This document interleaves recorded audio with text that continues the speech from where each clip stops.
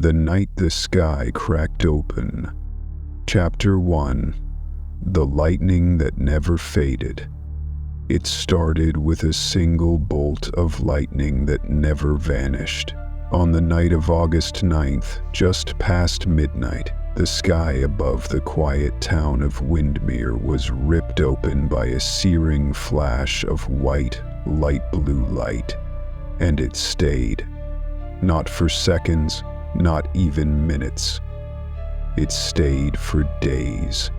14-year-old Kai Wells was the first to notice something was wrong. He was standing at his bedroom window, watching the storm roll in.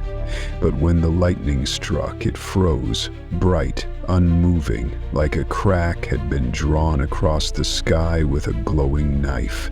The thunder never came, just silence. Kai's parents thought it was some strange illusion, a trick of the light. But as the hours passed and the glow remained, unease began to spread. People came out into the streets, shielding their eyes from the constant light. Phones buzzed, news alerts poured in. Scientists were baffled. No lightning storm in recorded history had ever lasted this long. By the next morning, schools were closed, power grids were acting strange, birds refused to fly near the glowing split. The air felt heavy, charged, as if the town was caught inside a great invisible dome. But what disturbed Kai most wasn't the light itself. It was what he saw when he looked at it closely. There were shapes, shadows, moving just behind the brightness, flickers of something on the other side, and when he focused, he could hear something too. Not thunder, not wind, but voices. Faint, echoed, like a choir of whispers coming from the crack in the sky. That night, as the town of Windmere tried to sleep under the light that never dimmed, Kai turned on his recorder and pressed it against the window. He needed proof. He needed someone to believe him, because the sky wasn't just broken. It was listening. Chapter 2. The Boy Who Saw the Split. The news called it a phenomenon. Scientists on every channel speculated about electromagnetic anomalies, atmospheric fractures, and rare solar interference. But Kai knew better. He had seen the split up close, clearer than anyone else in town, and what he saw couldn't be explained with science. 2 nights after the lightning froze, Kai rode his bike to the top of Easton Hill, the highest point in Windmere. From there he could see the whole sky and the crack that ran through it like a jagged scar. It stretched from one edge of the horizon to the other, pulsing softly like it was alive. He sat in the grass, recording everything with his camera, whispering thoughts into the microphone. That's when the air changed. It started with a deep, resonant hum, not loud but powerful, like it was inside his skull. Then a flicker, not from the sky but from the ground. The grass around him shimmered, just for a second, and the split above began to shift. It widened, just slightly, just enough. Kai stood, eyes locked on the crack, and then, for the first time, he saw something fall out of it. It wasn't lightning, it wasn't fire, it was a figure, small, almost childlike, tumbling from the light and landing silently in the woods just beyond the hill. He sprinted after it. Branches clawed at his arms, the wind howling unnaturally in his ears. The trees were still glowing faintly from the constant light above. Kai followed broken twigs and crushed leaves until he came upon a clearing. In the center was a girl, or what looked like a girl. She sat up slowly, her eyes glowing faint silver, her skin pale like fog. She didn't speak, she only looked at him, and then she pointed upward, toward the split in the sky. Kai blinked, and she was gone, but the imprint of her presence remained in the dirt. A faint outline, a scorch mark. That was the night Kai stopped thinking the sky had simply cracked. Something, or someone, had broken through. Chapter 3. Whispers from the Clouds. The next day, Windmere looked like a town caught in a strange dream. The skies remained lit by the frozen lightning, casting long, unnatural shadows across sidewalks and rooftops. Nothing felt real anymore, not even time. Kai couldn't focus on anything but the girl from the clearing, the one who pointed at the sky and vanished without a word. He hadn't told anyone about her, not even his best friend, Jonah, who had begun to worry about him.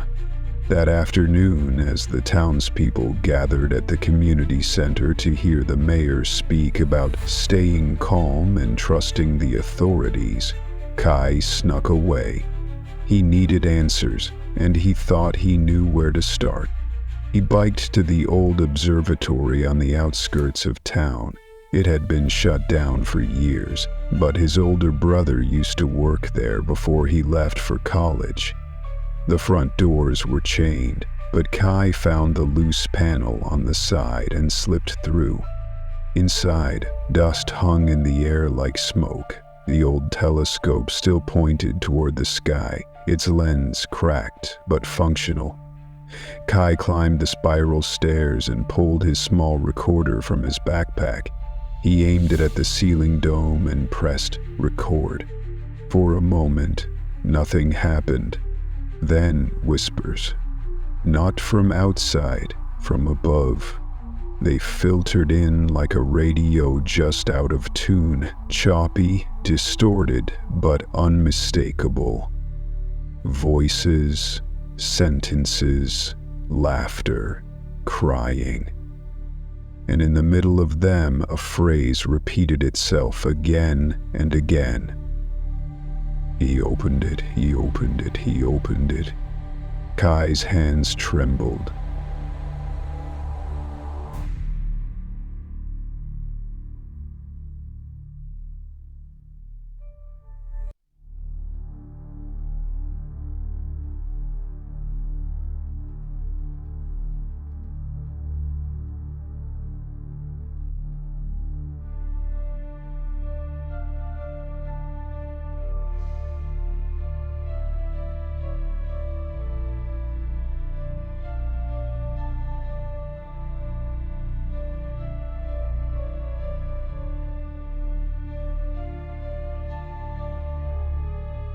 Heard the girl talking about him when she pointed at the sky.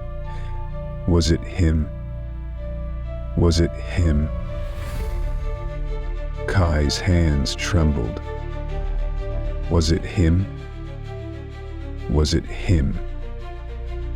The girl had been talking about him when she pointed at the sky. Suddenly the telescope shifted on its own, groaning as it turned slightly toward the glowing crack above. The dome shuddered, lights flickered, and then, just for a heartbeat, Kai saw the sky blink. Not flash, blink, as if something behind the clouds had noticed him. He bolted out of the observatory, breath ragged. The whispers chased him in his mind, looping like a warning. Because it wasn't just that something had broken through. It was that something was watching now. Chapter 4. The Shadow in the Storm. The wind had always howled in Windmere, especially during summer storms. But this was different. The wind wasn't just howling, it was speaking. That's what Kai began to believe the more he listened. 3 days after the sky cracked open, a new layer of darkness began to emerge. The ever-glowing split continued to hover above, but now it came with pulses, brief moments when the light dimmed just enough to show movement behind it. And in those brief flickers, Kai saw something. A shape, tall, thin, moving in unnatural ways, like it wasn't meant to exist in gravity. He started calling it the shadow. He told Jonah everything that night. About the girl, the observatory, the blinking sky, and the voices. Jonah didn't laugh. He just listened, jaw tight, fingers tapping nervously on the table.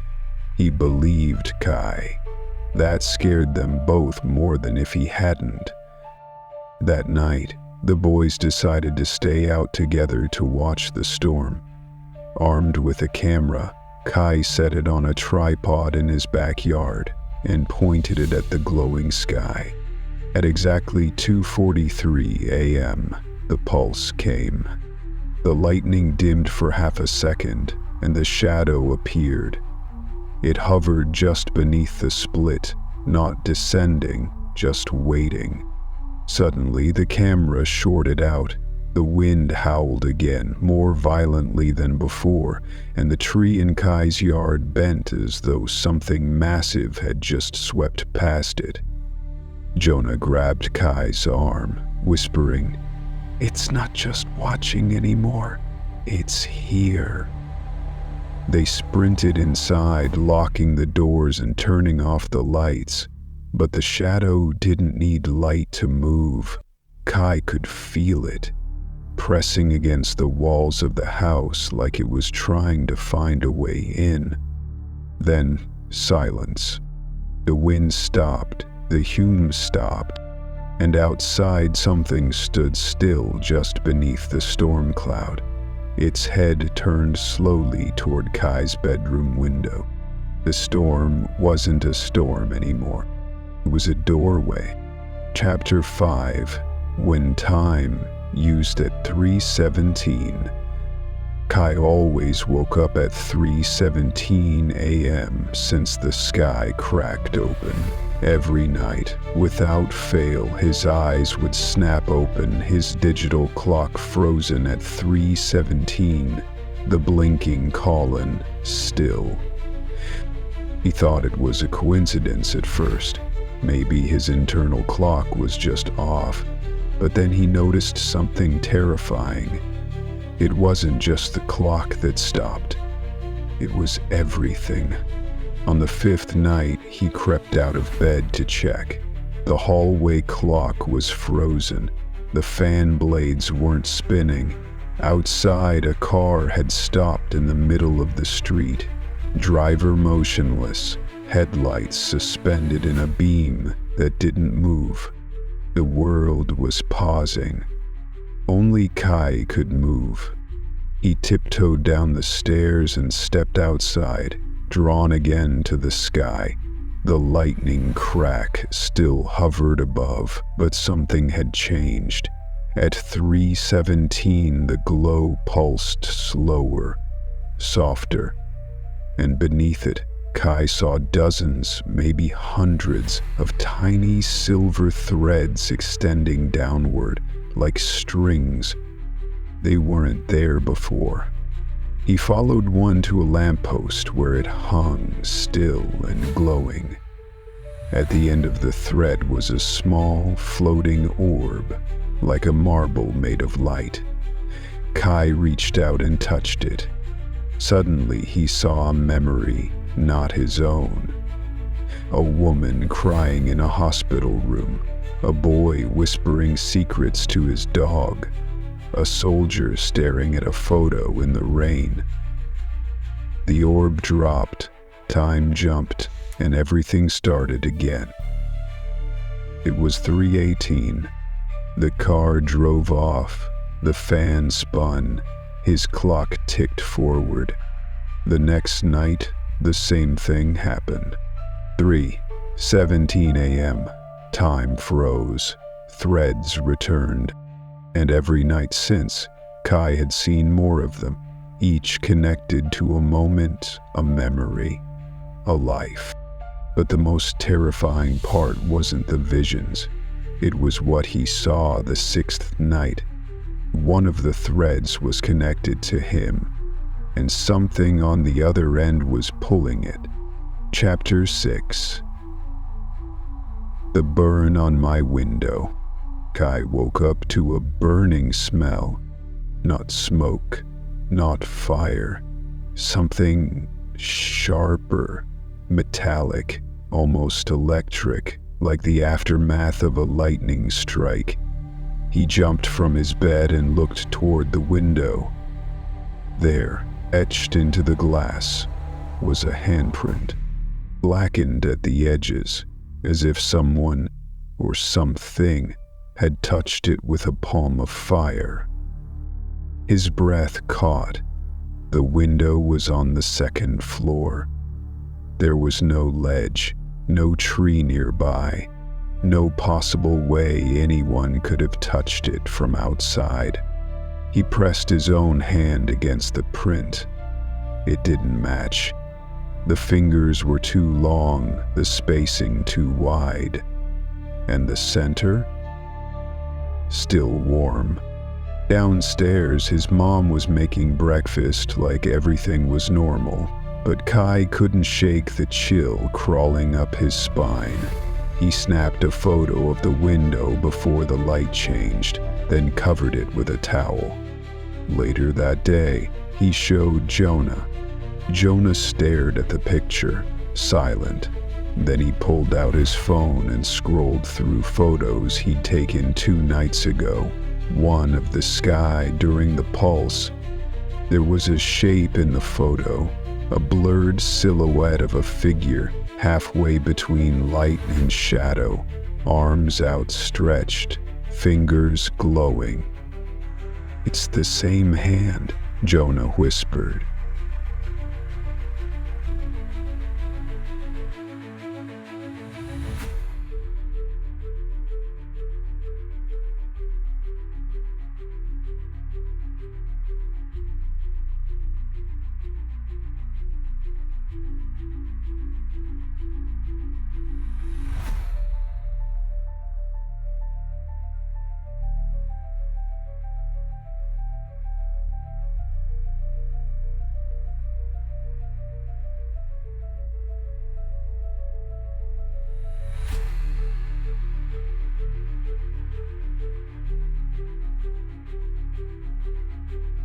It reached for your window. It left something. That night, Kai tried not to sleep. At 3:17 a.m., the world paused again. He stood at his window, watching. A faint glow pulsed in the distance. Then, in the corner of his vision, something moved. Not outside, inside. A shimmer in the glass. A faint reflection that didn't match his own. And on the inside of the window, a second burn began to appear, layering itself over the first. 2 hands, one from outside, one from within. Kai backed away, because whatever had touched the glass, it wasn't trying to break in. It was already here. Chapter 7. The Teacher Who Disappeared. Mrs. Kessler had always been the quiet one, a science teacher who barely raised her voice, wore the same beige cardigans, and carried a weathered leather notebook wherever she went. Most students didn't think twice about her, until she stopped showing up. It happened the morning after the burn appeared on Kai's window. When students arrived at Windmere High, they were told Mrs. Kessler had taken an unexpected leave of absence. No details, no explanation. Her classroom was locked. But Kai knew something was off. Mrs. Kessler had always been fascinated by the sky, She'd talked endlessly about atmospheric shifts, cosmic radiation, and the strange anomalies recorded throughout history. Kai remembered her eyes lighting up the day after the lightning froze. She had told the class, "This isn't weather, this is a message." So why would she leave now?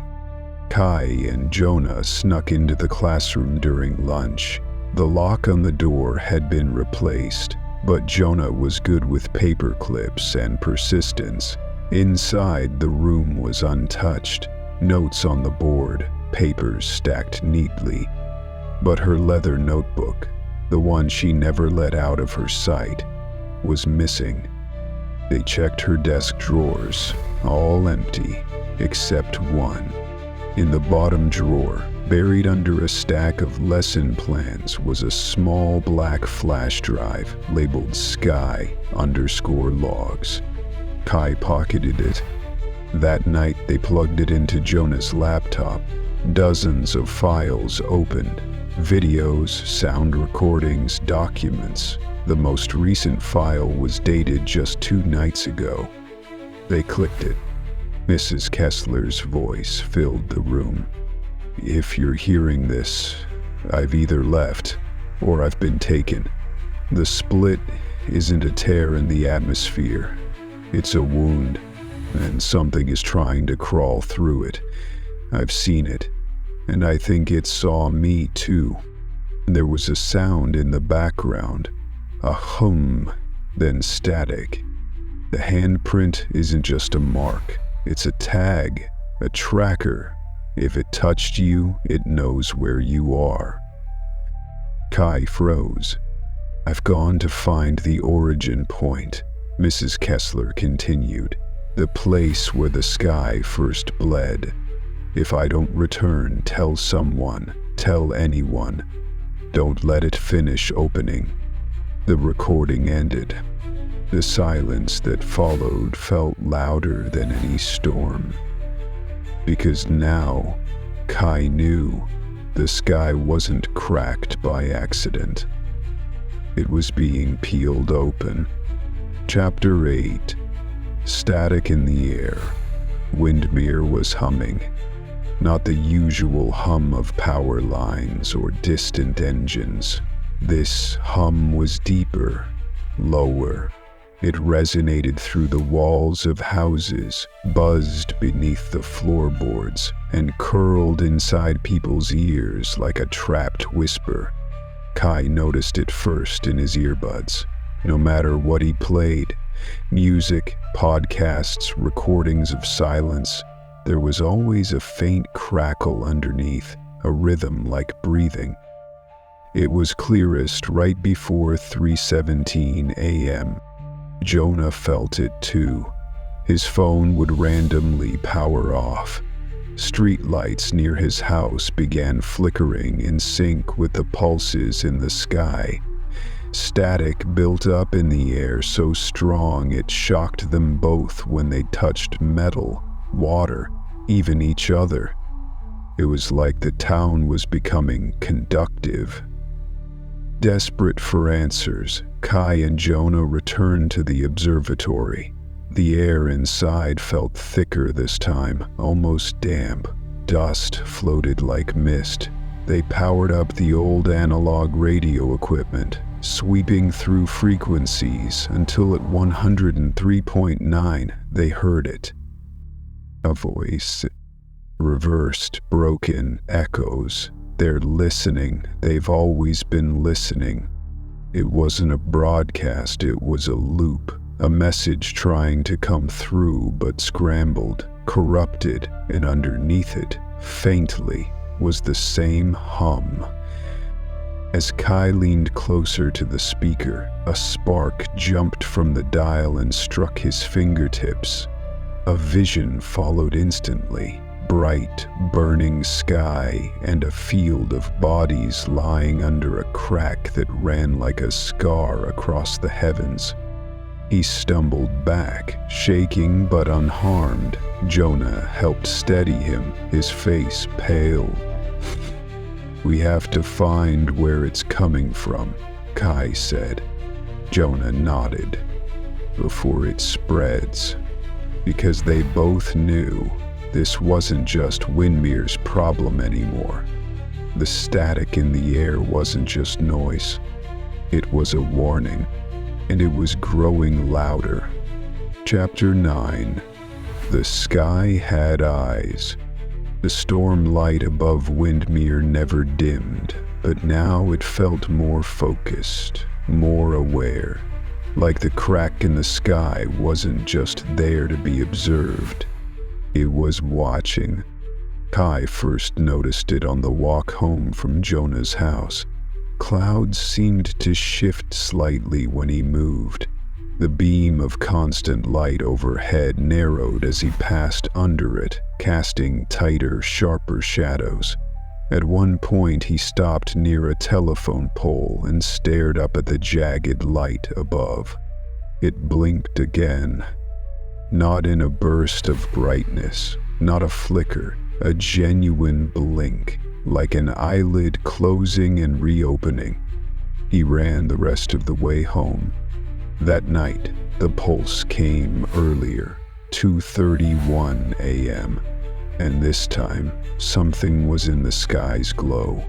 Dozens of red pinpricks, faint but deliberate, like scattered stars where no stars should be. Kai stood frozen at the window. They weren't blinking, they weren't flickering, they were staring directly at him. He turned away and grabbed the old mirror from his closet. When he turned it toward the sky, just to test something, he saw movement. Shadows were crawling within the light, long-limbed things scuttling sideways like insects trapped between glass. But when he looked directly again, nothing. The next morning, Jonah found deep scratches on his windowsill, claw marks too high for a raccoon or stray cat. He texted Kai one word, "Kai." The boys met under the old pedestrian bridge near the river. There they compared notes, drawings, photos.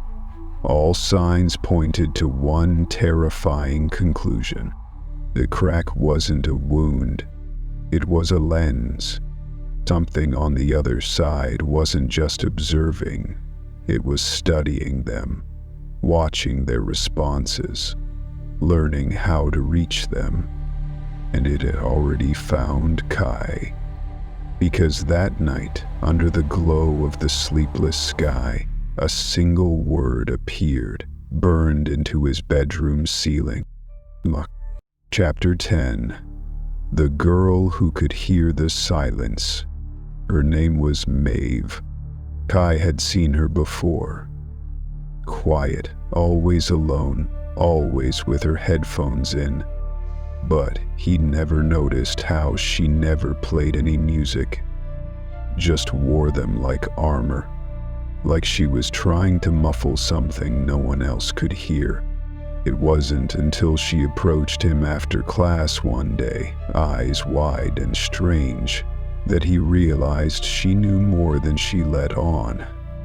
"I heard you've seen it too," she said. Kai stared. "The sky?"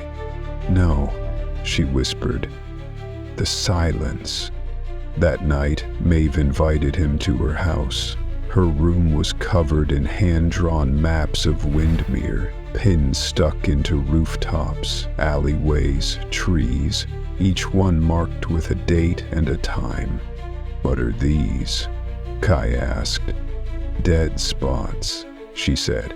"Places where everything just stops, like the world hits pause." Kai's stomach turned. "Like 3:17 a.m.? Maeve nodded slowly.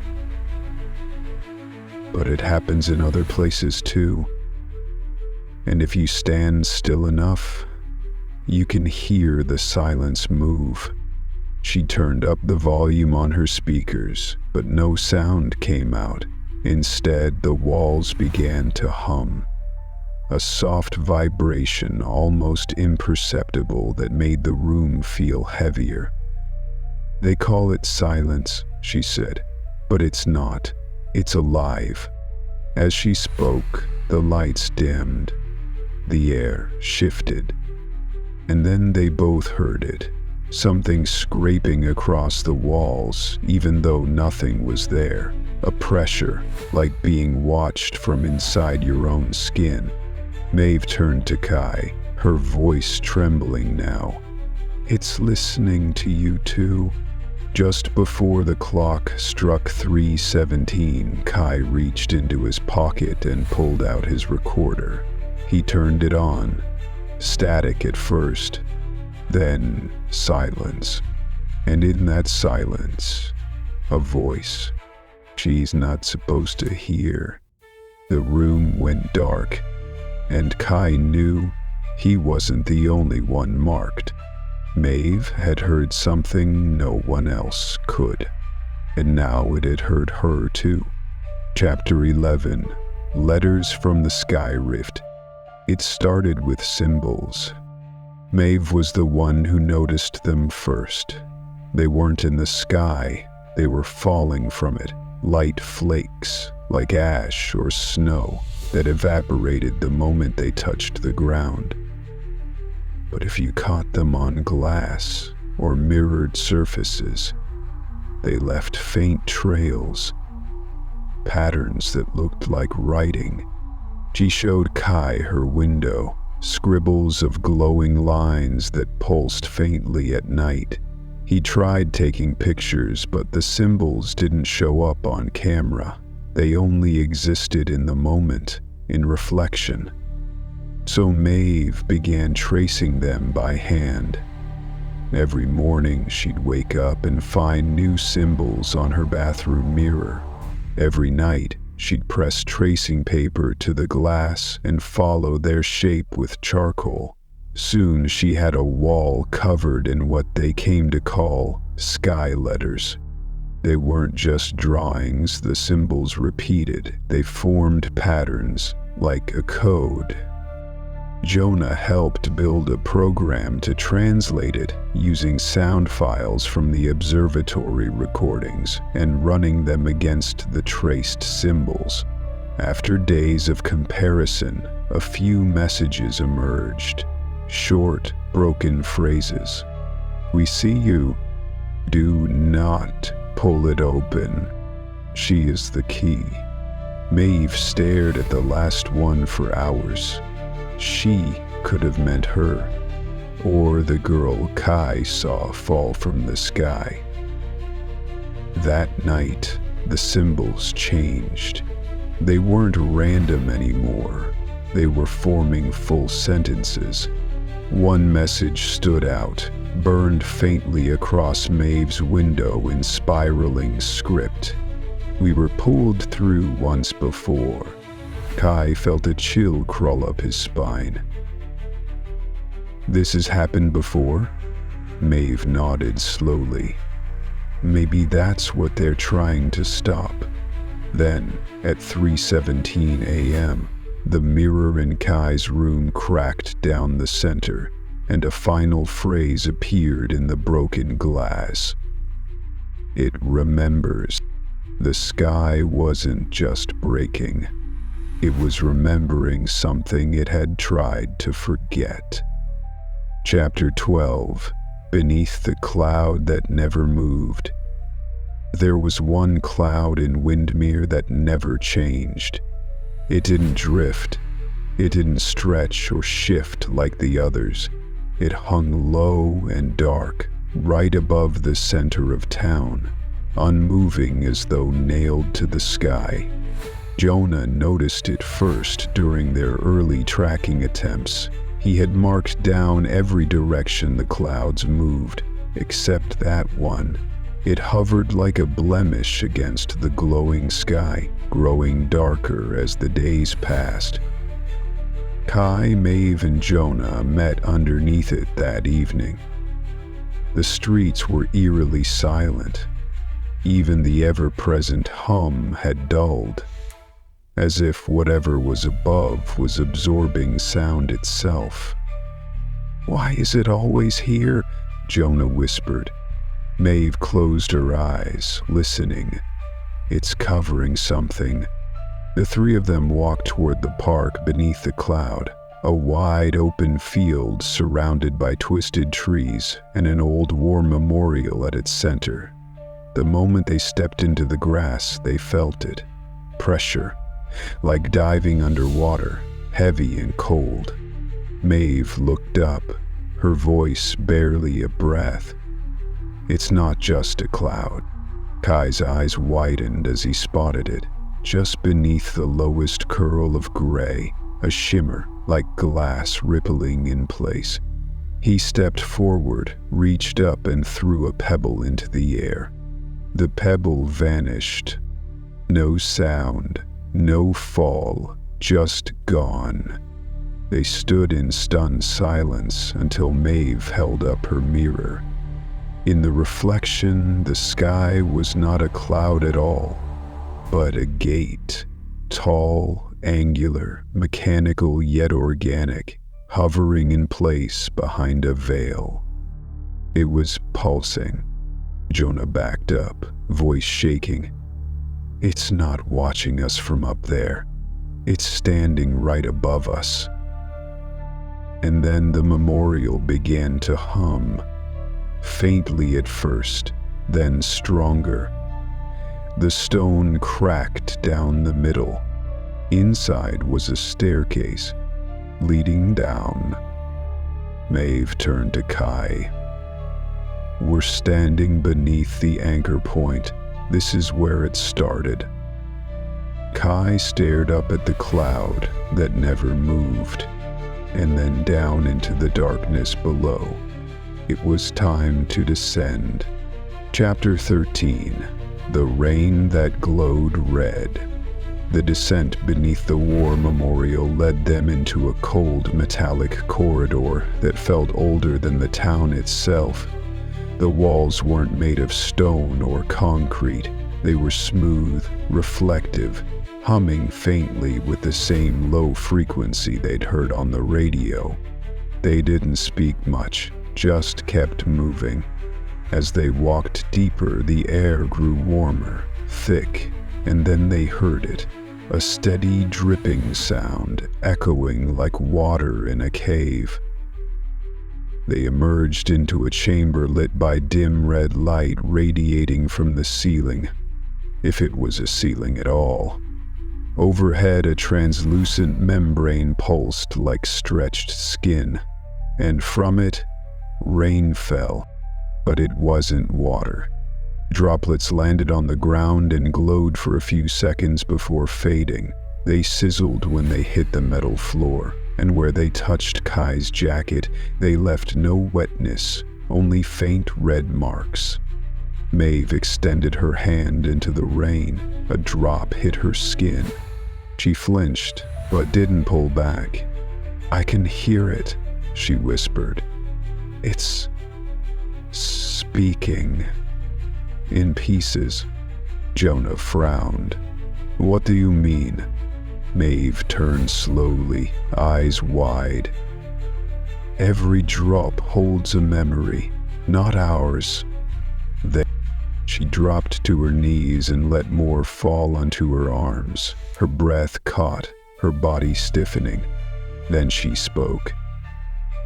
But it wasn't her voice. We tried to close it. We warned them, but they kept digging until the sky broke again. Kai and Jonah stared at her. Maeve blinked rapidly, trembling. It's not just a rift. It's a fracture that's been reopened, over and over again. And each time, something comes through. They looked up as the red rain intensified. Outside, the cloud above Windmere expanded. The lightning crack widened, and people across town began to dream of burning skies. The storm wasn't just above them anymore. It was starting to fall. Chapter 14. The Portal Above Us. The staircase beneath the war memorial led them to a second chamber, colder than the last, lit by slow, rhythmic pulses of blue light from the ceiling above. The air shimmered with energy, and in the center of the room stood a pillar, rising from the floor like a jagged crystal of obsidian. Floating above it was the portal. It wasn't just a tear in space. It was alive. The edges of the rift swirled with impossible geometry, shapes that shifted the more you looked at them, patterns that bent like they were being drawn and erased at the same time.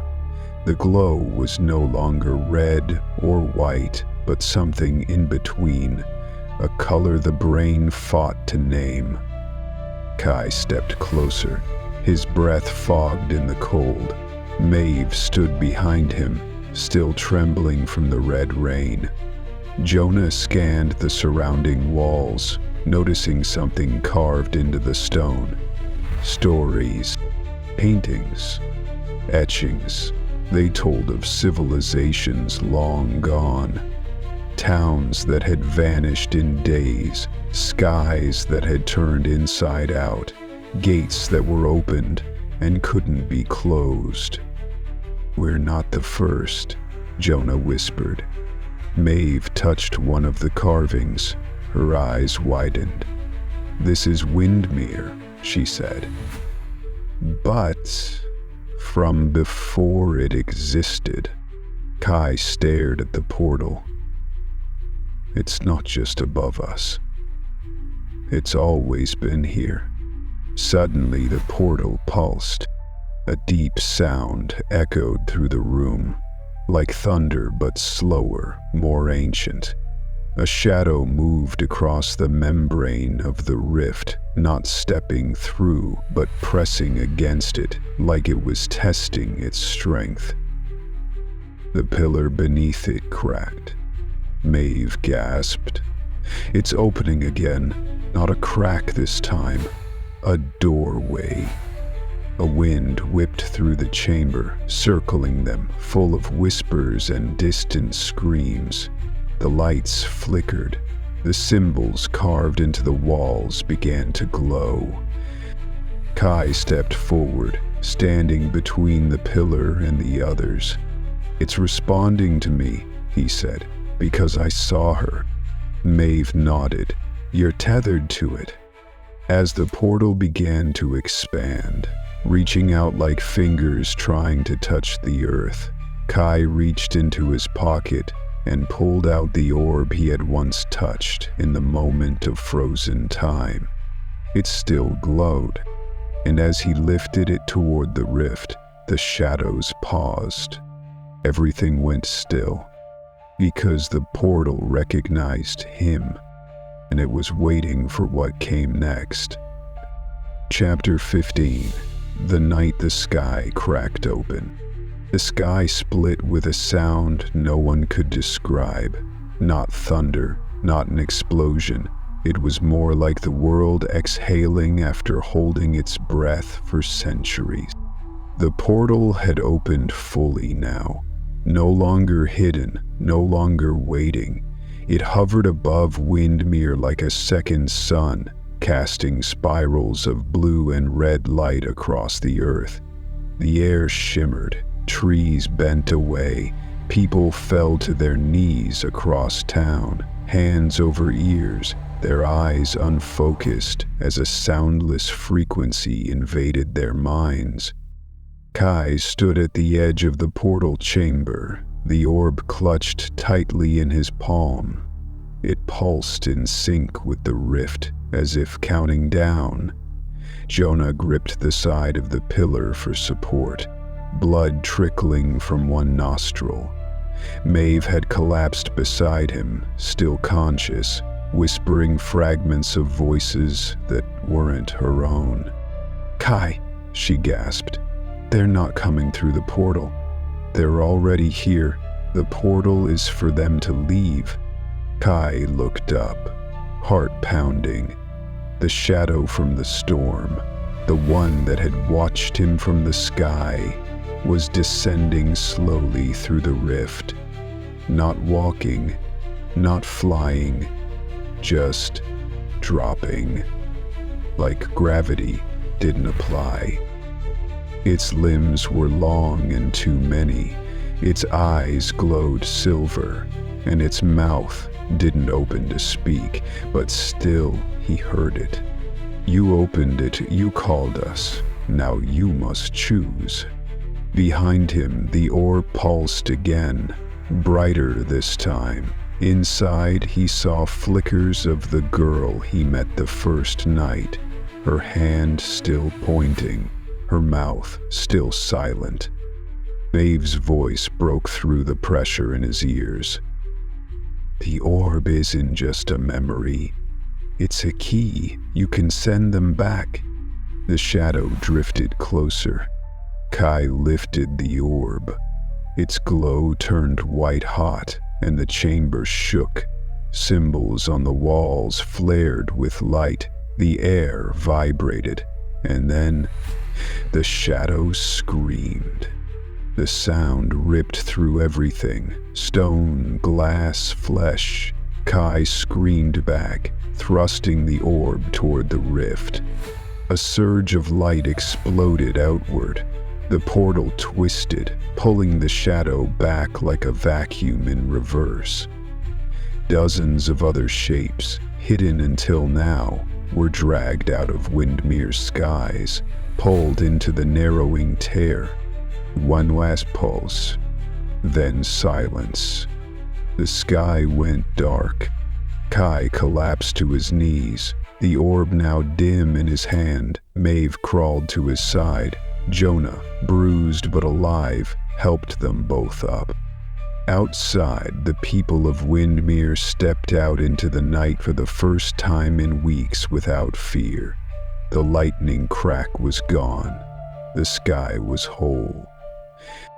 But Kai looked up and whispered, "It'll open again if we forget, because the sky remembered, and it always would."